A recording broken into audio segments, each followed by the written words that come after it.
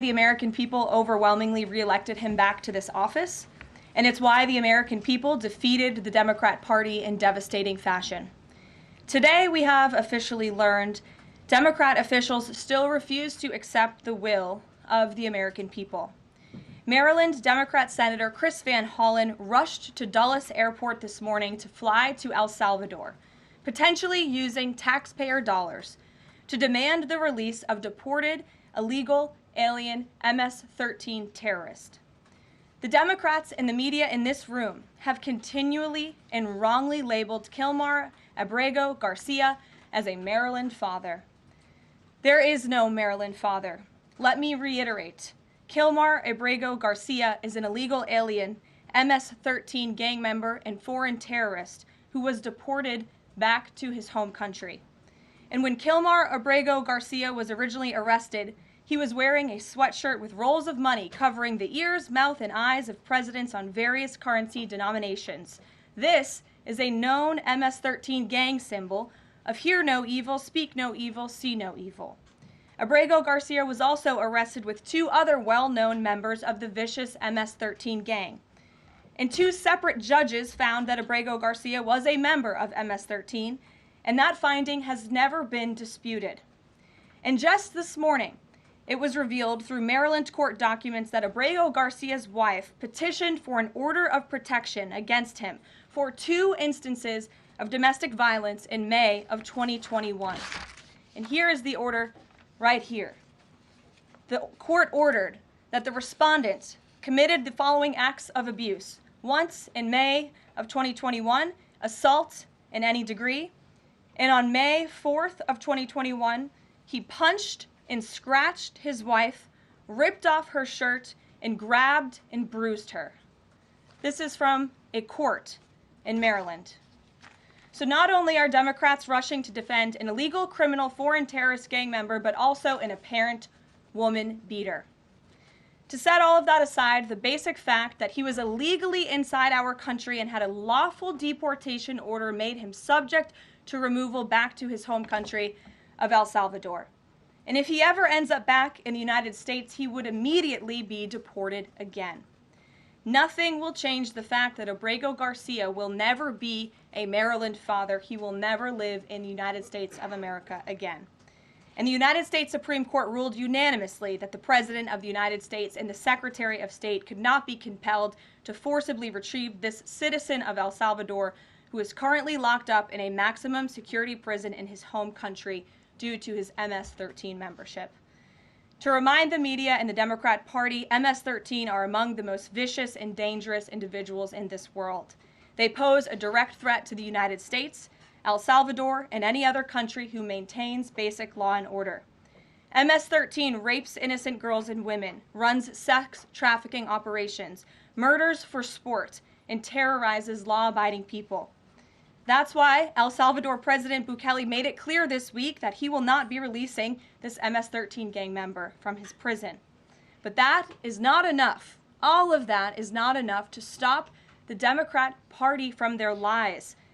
The number one issue they are focused on right now is bringing back this illegal alien terrorist to America. But where are the Democrats applauding the fact that southern border crossings just hit a historic low? Where are the Democrats supporting our brave men and women of law enforcement who are putting their lives on the line every single day to arrest the violent illegal alien invaders that the previous administration allowed into our country?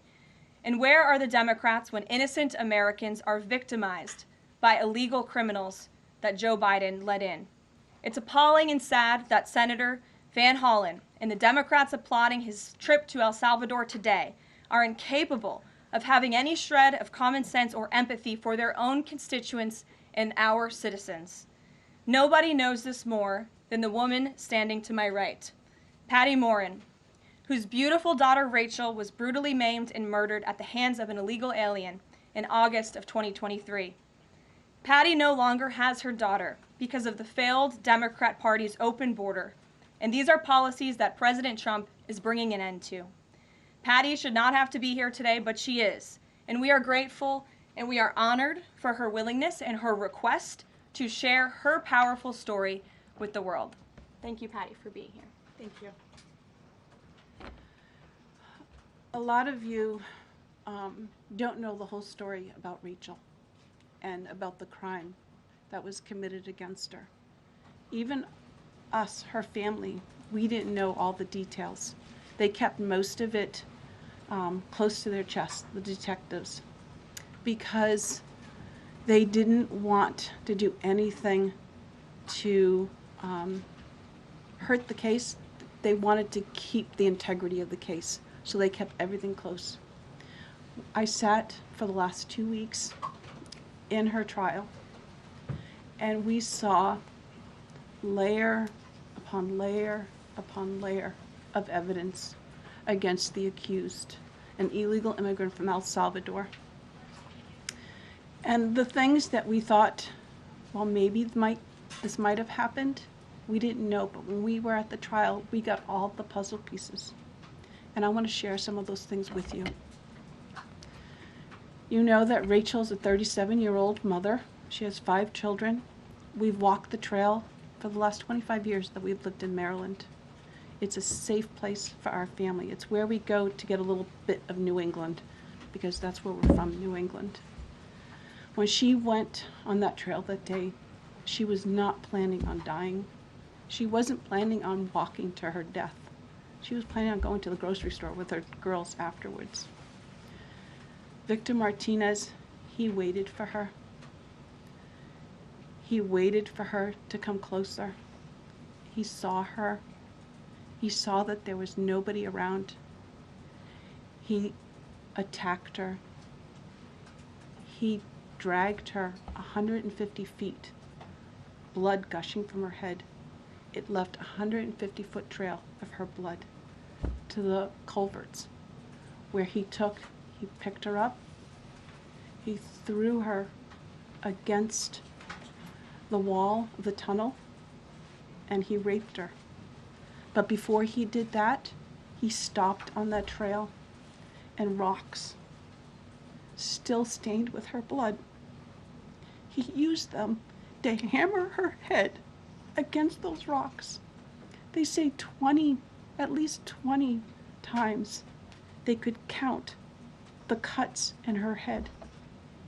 They said that when they did the autopsy, and I've seen the pictures, there's a 6-inch square in the back of her head where the skull is shattered the way that you would crush an eggshell in pieces.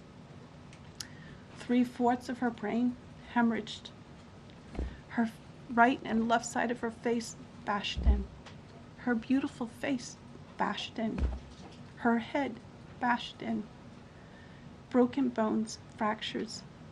He takes and he drags her some more. He drags her through the thorn bushes. She has all the scrapes and cuts on her body. There wasn't 1 inch of her body that didn't have some kind of injury, whether it's bruising, broken bones, contusions, the scratches. She had a fractured rib, fractured nose, fractured skull.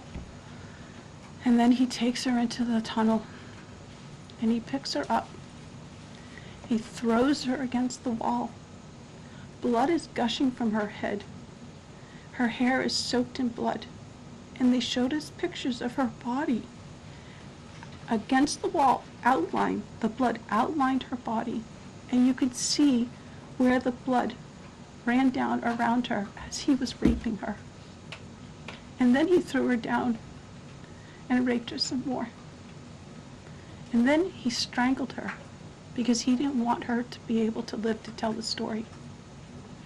They said that when they did the autopsy on her neck, that one of the things they do is they open up the neck and they look to see how far the injury is. And they went all the way down as far as an injury is possible, hemorrhaging in the muscles, because of how strong and violent the grip was around her. These are the kind of people that have no compulsion. Like, to them, this is nothing. And when he was sitting in the courtroom, he actually looked like he thought he was going to be set free. There was no remorse on his face at all. This This person took my daughter so violently and so gruesomely and so graphically that they sealed the pictures, because I don't want my granddaughters to see these pictures. These are the kind of criminals President Trump wants to remove from our country. These are the kind of criminals that we need to remove from our country. We are American citizens. Why should we allow people like this, violent criminals that have no conscience at all, to murder our mothers, our sisters, our daughters? I don't understand why there's even any kind of problem with this. And it's not that it's political, like the left or the right, although I understand different parties have used it in the past. But we have to look at it as we are American citizens. We need to protect our families, our borders, our children. I don't care about politics. Well, I do, but I want to preserve life. And that's the only reason why I have taken and spoken about Rachel all this time. If you're a mother here in the room, can you imagine standing there alive? You're alive, and someone comes and puts their hands into your chest and rips out your heart? That's what it feels like. It feels like a part of you is being ripped out of you. You can't even describe the pain. Just like you can't describe to your husband what it feels like to carry a baby in your womb, or to feel those first kicks, or to know just intuitively if it's a boy or a girl. It's only a thing that a mother knows. Why are we not protecting the American citizens? It's just common sense. Why are we not protecting our children? And to have a senator from Maryland who didn't even acknowledge or barely acknowledged my daughter and the brutal death that she endured, leaving her 5 children without a mother and now a grandbaby without a grandmother, so that he can use my taxpayer money to fly to El Salvador to bring back someone that's not even an American citizen. Why does that person have more right than I do, or my daughter, or my grandchildren? I don't understand this. Thank you. Thank you. Thank you. And I just want to say that as a mother and as an American citizen, the president and our entire team, and I hope people in this room are grateful for your willingness to come here and your request to share your daughter's story. And I think the country hears you loud and clear. So thank you. Does anyone have any questions for Patty or for me? No? I have a question. No? Anybody? Okay. We'll see you all later. The president will be at his dinner later this evening. Thank you. Thank you for being here, Ms. Morin. We really appreciate you. Thank you. Thank you. Please, I'm so sorry for your loss. Thank you. Please tell the truth. Exactly. Tell the truth. Yeah. Tell how violent it really is. This is about protecting our children. It's more than just politics or votes or just anything. It's about national security, protecting Americans, protecting our children. Thank you. And thank you for listening.